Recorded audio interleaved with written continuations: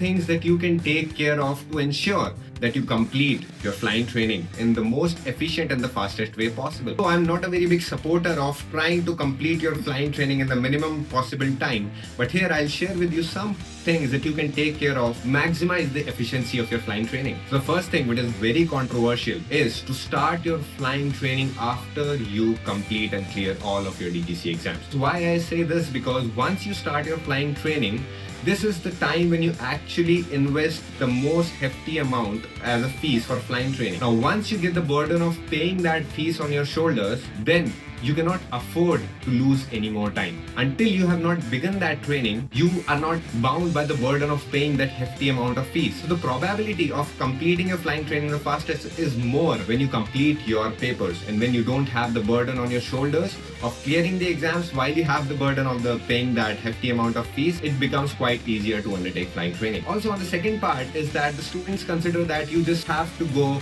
for an hour and a two to the flying school and it will be done, and that will be enough to complete your flying training. But this is not as such. Once you go into the flying school, you will realize that how engaging it is. It will keep you busy for a whole day, even if you just have a slot of 30 minutes of flying for that day. The second thing is choosing an appropriate time to enter into a flying school. The most appropriate time that I think that a student should enter a flying school is just after monsoon. After monsoon, the weather clears up. Initially, you get a span of 2 to 3 months where you can complete your initial training and you can actually get solo release. You can start flying your aircraft solo.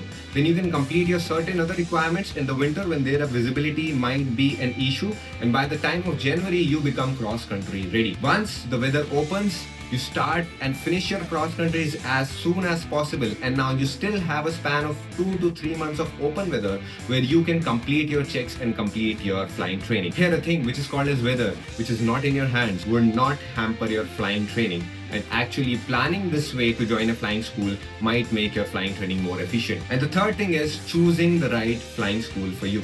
It is again a subjective topic, but a flying school with a higher number of fleet of aircrafts and higher instructors has higher chance and higher probability of completing a flying training faster. You should look for a flying school who has from the start to the end. That means completing your single engine requirements, completing your multi-engine requirements, completing your simulator requirements, your checks, the examinership, everything should be taken care of under a single roof.